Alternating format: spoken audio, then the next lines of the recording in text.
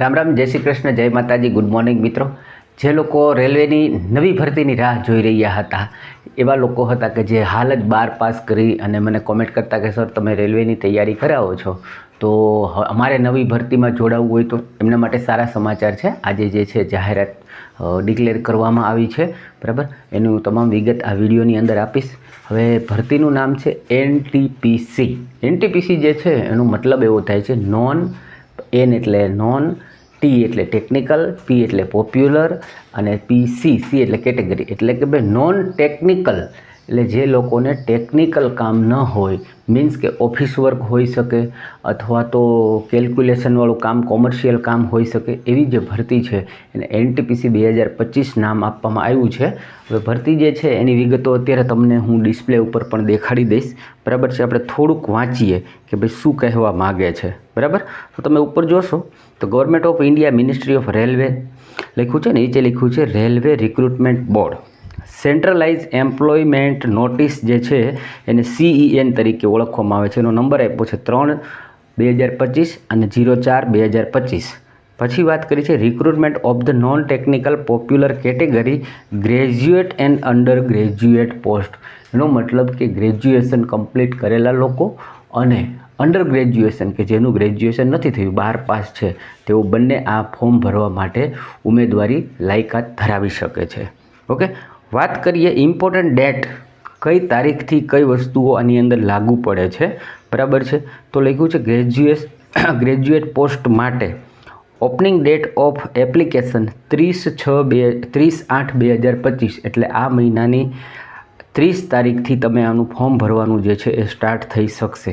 પછી લખ્યું છે closing date for submission of એપ્લિકેશનને ક્લોઝ કરવાનો જે લાસ્ટ ડેટ છે એ 29/9 આપવામાં આવેલી છે, એટલે કે આખો મહિનો તમારા માટે આપવામાં આવેલો છે. પછી લખ્યું છે નેમ ઓફ ધ પોસ્ટ. તો એની જો આપણે વાત કરીએ તો પહેલાં લખ્યું છે ચીફ કોમર્શિયલ કમ ટિકિટ સુપરવાઇઝર, એટલે આપણે જેને સાદી ભાષામાં TC બોલતા હોઈએ છીએ, એટલે ટિકિટના સુપરવાઇઝર એની જે પોસ્ટ છે. ઓકે, એની અંદર ઇનિશિયલ પે જે છે સેલરી તમારો 35,400થી સ્ટાર્ટ થશે.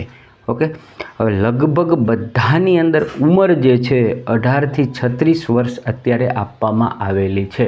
ઓકે, હવે એમાં જે તે કેટેગરી મુજબ એમને ઉંમરની અંદર વય મર્યાદામાં છૂટછાટ મળશે.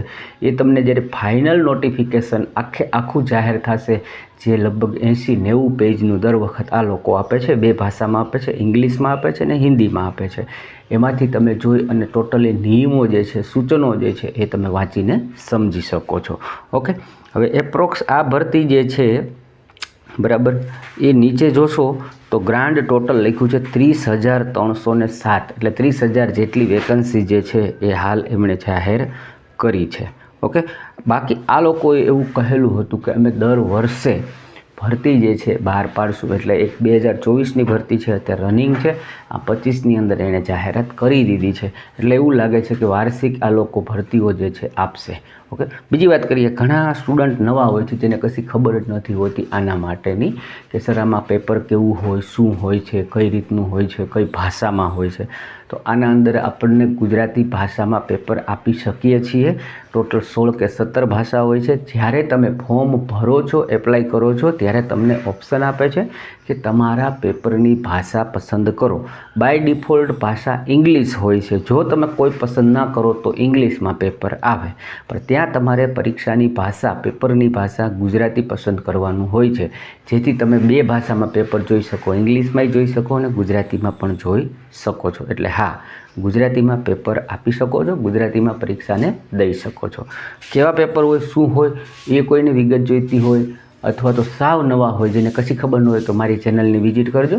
એમાં લોટ્સ ઓફ પેપરના સોલ્યુશન કરાવેલા છે, દાખલાઓ ભણાવેલા છે, વિજ્ઞાન ભણાવેલું છે, અને એમ છતાં એ લોકોને પોતાને ખરીદી અને જો આની તૈયારીઓ અત્યારથી ચાલુ કરવી હોય તો એ પણ મારો કોન્ટેક કરી શકે છે. નીચે ડિસ્ક્રિપ્શનમાં મારી ટેલિગ્રામ લિંક અને મારો મોબાઈલ નંબર, વોટ્સએપ નંબર આપેલો હોય છે, એના ઉપર તમે કોન્ટેક કરી શકો છો. તો આટલી માહિતી જે હતી એની અંદર હજી જો આપણે પોસ્ટ જોઈએ તો સ્ટેશન માસ્ટરની પોસ્ટ છે, એકદમ સરસ પોસ્ટ કહેવાય છે કે જે આખા રેલવે સ્ટેશન જે છે એના મેઇન માસ્ટર તરીકે ઓળખાય. એની પછી 3rd નંબર ઉપર છે ગુડઝ ટ્રેન મેનેજર. ઓકે, એટલે આખી ટ્રેન જે છે ગુડ્સ ટ્રેન, ઓકે, એને મેનેજ કરનારો જે એક તમે જોયું હોય ટ્રેનમાં પાછળના ડબ્બામાં એક વ્હાઇટ કલરના ભાઈ ઊભા હોય છે, એ આ હોય છે. પછી જે જુનિયર અકાઉન્ટ આસિસ્ટન્ટ કમ ટાઈપિંગ, બરાબર, એટલે ઓફિસની અંદર એકાઉન્ટિંગ અથવા તો ટાઈપરાઇટર તરીકે, એટલે એક જાતના ઓપરેટરની પોસ્ટ છે. એમાં બી સેલેરી સારી છે, 30,000 સમથિંગ આસપાસ છે. પછી લખો સિનિયર ક્લાર્ક કમ ટાઈપિસ્ટ, તો એ પણ એક ક્લાર્કની પોસ્ટ છે અને એ જ બધામાં 18 થી 36 આપેલી છે.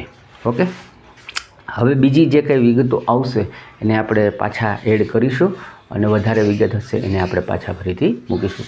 માહિતી સારી લાગી હોય, વિડીયોની અંદર આવા ઇન્ફોર્મેશન જોઈતા હોય તો આપ ચેનલને સબસ્ક્રાઈબ કરી શકો છો. રેલવે જેવી તૈયારી કરવા માટે મારી ચેનલ પર વિઝિટ કરી શકો છો. કંઈ અપડેટ હશે, કોઈ નવી માહિતી હશે તો આપણે ફરીથી વિડીયોની અંદર મૂકીશું. ત્યાં સુધી આવજો.